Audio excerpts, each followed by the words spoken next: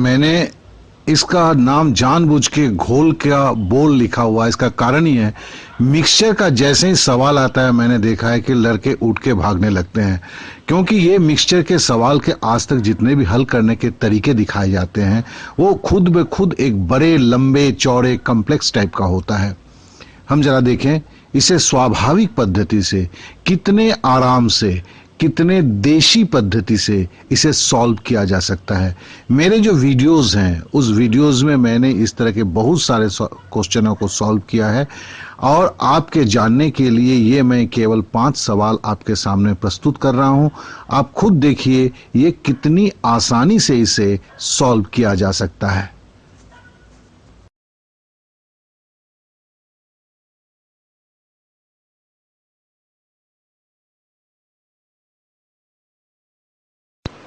अब जरा इस सवाल को देखें। 200 ग्राम की एक मिश्र धातु में जस्ता और तांबा 5:3 के अनुपात में है। इसमें कितने ग्राम तांबा मिलाया जाए कि ताकि यह अनुपात 3:5 हो जाए। देखिए इस तरह के मैथ को जो है मैं पहले हमारे ज़माने में देसी मेथड बोलते थे, उस मेथड से हम करेंगे, क्योंकि देखिए इसमें कुछ भी हमें शॉर्टकट की फॉर्मूला याद करने की ज़रूरत नहीं होता है। अब बड़ी तेज़ी के साथ ये मैथ हो जाता है। पहले आइए, बोला है क्या अनुपात 5:3, इसको हम भाग में बोलते हैं। एक 5 भाग है, एक 3 भाग है, दोनों को मिला देते हैं तो क्या होगा, 5 भाग और 3 भाग मिला के 8 भाग हो जाएगा। 5 + 3 8। अब बोलता है कि मटेरियल कितना है, 200 ग्राम है, तो 200 ग्राम जो है 8 भाग में है, तो एक भाग बराबर क्या होगा, तो हमने 200 को 8 से भागा दे दिया, मतलब 25 ग्राम। तो एक भाग का मतलब हुआ 25 ग्राम। अब बोलता है कि जस्ता इसमें 5 ग्राम है, ये 5 भाग है, तो जस्ता 5 भाग बराबर क्या हुआ, 100, मतलब 25 को हमने 5 से गुना किया तो हो गया 125। अब बोलता है तांबा इसमें कितना था, तांबा बोलता है 3 भाग है, तो हमने 25 को 3 से गुना कर दिया तो क्या हुआ, 75 हो गया। अब बोलता है कि नया अनुपात 3:5 होगा। देखिए जस्ता जो है वो 125 ग्राम, तो 125 ग्राम ही रहेगा, तो हमें मिलाना क्या है, इसमें तांबा मिलाना है। तो चलिए हम पकड़ लेते हैं, x ग्राम तांबा मिलाया गया है, तो क्या हुआ, जस्ता तो वही है, मतलब जस्ता ऊपर है तो 125, और नीचे तांबा 75 पहले था और x ग्राम मिलाया तो 75 + x। अब ये नया अनुपात जो होगा ये होगा 3/5। तो इस नए अनुपात को 100, तो क्या हुआ, 125/75 + x बराबर 3/5। तो अब क्रॉस मल्टीप्लिकेशन करते हैं, 125 को 5 से गुना करते हैं तो 625 हुआ, और 75 + x को 3 से गुना करते हैं तो 75 को 3 से गुना किया तो 225, और 3 को 1 से गुना किया तो 3x। तो x बराबर क्या हो गया, 625 - 225/5, तो बराबर हो गया 400/3, बराबर हो गया 133.1/3 ग्राम।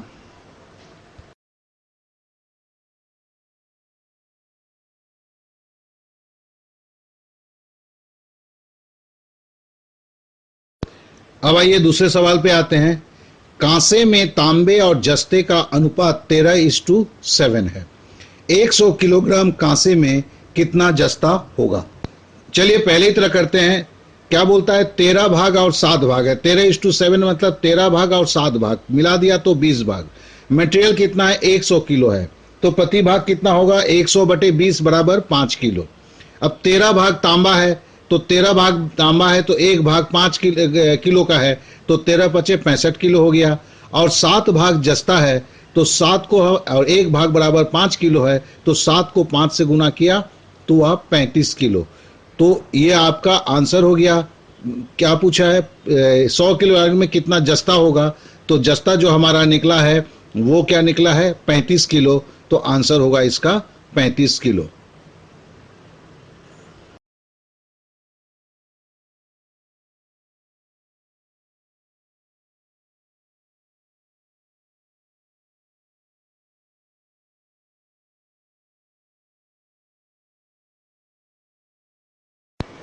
अब जरा इस सवाल को देखें। 30 लीटर सोडे के अम्ल में अम्ल और पानी का अनुपात 2:3 है। इसमें कितना पानी मिलाया जाए ताकि अम्ल और पानी का अनुपात 2:5 हो जाए। इस तरह का मैथ अभी किया है हमने। पहले हम क्या कर लेते हैं, पहले 2:3 मतलब 2 और 3 मतलब हो गया 5 भाग, तो 30 लीटर है मटेरियल, तो 30 लीटर 5 भाग के बराबर है, तो एक भाग क्या होगा, 30 को 5 से भाग दे दिया, बराबर 6 लीटर है। अब बोलता है देखिए कि अम्ल उसमें 2 भाग है, तो 6 गुना 2 बराबर 12 लीटर है। पानी बोलता है 3 भाग है, तो 6 गुना 3 बराबर 18 लीटर। अब बोला जाता है कि इसमें पानी कितना मिलाया जाए, तो अम्ल तो देखिए वो 12 लीटर का 12 लीटर ही रहेगा, तो अम्ल 12 लिख दिया, और नीचे है पानी में 18 के साथ हमने पकड़ लिया कि x लीटर मिलाया गया है, तो 12/18 प्लस x बराबर होगा, नया जो अनुपात बोला है 2:5, 2/5। अब अगर 12 को 5 से गुना करते हैं तो 60 आता है, और 18 प्लस x को 2 से गुना करते हैं तो 36 प्लस 2x आता है। तो 60 से अगर 36 लेस करते हैं तो 24 आता है, तो 2x बराबर 24 हो जाता है, x बराबर 12 हो जाता है।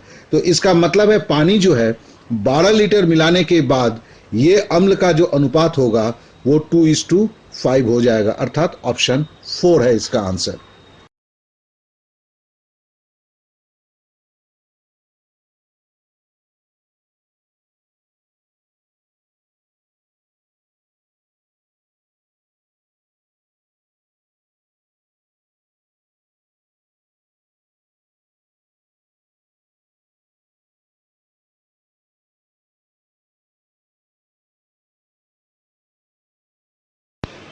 अब जरा इस सवाल को देखें।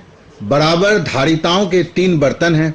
पहले बर्तन में गंधक के अम्ल और पानी का अनुपात 3:2 है, दूसरे बर्तन में यह अनुपात 7:3 है, तथा तीसरे बर्तन में यह 11:4 है। तो यदि इन सभी को मिला दिया जाए तो इस मिश्रण में गंधक के अम्ल और पानी का अनुपात क्या होगा। देखिए ये किताब में देखेंगे बड़ी लंबी चौड़ी करके किया जाता है, हम लेकिन इसको दूसरे स्टाइल में करते हैं, एक स्वाभाविक पद्धति से। तो पहला देखिए क्या है, पहला भाग कितना है, 3 और 2 5 भाग। दूसरा क्या है, 7:3 मतलब 7 और 3 10 भाग। तीसरा क्या है, 11 और 4 मतलब 15 भाग। तो ये तीनों का हम लसन निकालते हैं, इसका तीनों का लसन निकालेंगे तो 5 10 15 का अगर आप लघुत्तम समावर्तक निकालेंगे तो ये होगा 30। तो हम ये इसको पकड़ ले सकते हैं कि हर बर्तन में 30 लीटर आपका ये घोल था, अम्ल और पानी का घोल था। तो पहला बर्तन में 30 लीटर है, और देखिए 3:2 है, तो 30 लीटर में 5 भाग है, तो एक भाग बराबर 6 लीटर।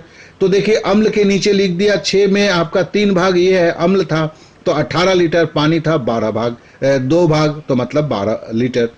दूसरा बर्तन में भी हम पढ़ करते हैं कि 30 लीटर ही है, और उसमें क्या है 30 लीटर है, लेकिन देखिए 7:3 है, मतलब इसमें 10 भाग है, तो एक भाग बराबर कितना हो गया, 3 लीटर का।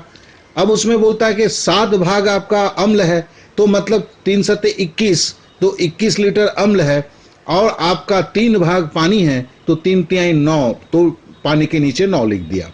अब देखिए तीसरा बर्तन में भी हम पकड़ते हैं कि 30 लीटर है, उसमें बोलता है, लेकिन तीसरे बर्तन में देखिए 11:4 है, मतलब 15 भाग है, तो 15 भाग हो गया 30 लीटर, तो एक भाग हो गया 2 लीटर का।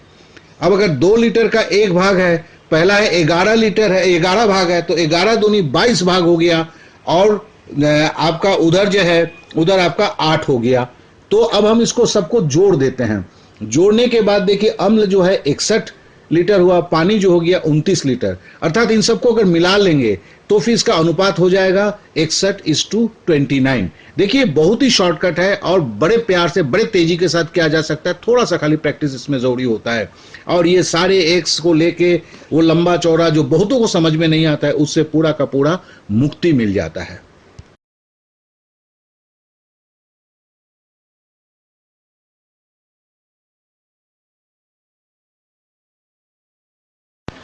अब जरा इस सवाल को देखें। 2 बर्तन में दूध तथा पानी का अनुपात 3:2 है तथा 7:3 है। तदनुसार उस अनुपात को ज्ञात कीजिए जिसके अनुसार दोनों बर्तनों के मिश्रणों को मिलाकर दूध और पानी का अनुपात 2:1 का नया मिश्रण तैयार किया जा सके। ये भी देखिए आपके कहीं भी करेंगे ये लंबा चौड़ा होता है, हम तो सीधा सीधा करते हैं। कैसे करते हैं देखिए, 3:2 मतलब कितना भाग, 5 भाग, 7:3 मतलब कितना भाग, 10 भाग। अब 5 और 10 का हम अगर लघुत्तम समावर्तक निकालेंगे तो 10 होगा। तो हम पहले लेते हैं कि पहले ग्लास में 10 लीटर आपका दूध है, और उसका भाग कितना है, 3:2 था, मतलब 5 भाग, तो 5 भाग 10 लीटर है, तो एक भाग बराबर 5 दूनी 10 बराबर 2 लीटर। तो पहले ग्लास में क्या होगा, दूध जो है वो आपका होगा 6 लीटर और पानी जो होगा वो है 4 लीटर। अब दूसरा ग्लास लेते हैं, उसमें भी 10 लीटर है लेकिन इसमें 10 भाग है, 7:3 है। तो उसमें दूध का जो भाग होगा वो 7 भाग है, तो मतलब 7 लीटर। और पानी का है 3 भाग, तो 3 लीटर। अब देखिए मेरे को करना क्या है, हमें करना है कि किसका कितना भाग लेंगे कि हमें ये जो दूध और पानी का जो है दूध दुगुना हो जाए, पानी आधा हो जाए। इसके लिए बड़ा सिंपल सा तरीका है। हम ऑप्शंस में देखते हैं, ऑप्शंस देखते ही हमें पता चल जाता है कि 2:1 या 1:2 में बैठेगा, 4:1 तो भी देखेंगे ही नहीं। पहले चलिए हम पहले ग्लास का दूध और पानी जो था उसे हम 2 भाग करके ले लेते हैं, मतलब 2 ग्लास दूध ले लेते हैं। तो क्या होगा, एक ग्लास में 6 भाग दूध है तो 2 ग्लास में 12 भाग दूध हो जाएगा और पानी आपका 8 भाग हो जाएगा। और दूसरे ग्लास में जो है वो क्या होगा, वो 7 होगा और 3 होगा। तो देखिए ये 12 7 19 होता है, ये तो जमता नहीं है।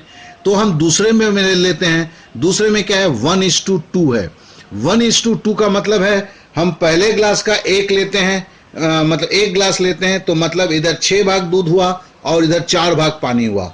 और दूसरे ग्लास का जो है वो 2 ग्लास ले लेते हैं, तो वो 7 का जगह दूध क्या होगा, दुगुना हो जाएगा, 14 हो जाएगा। पानी 3 के जगह 6 हो जाएगा।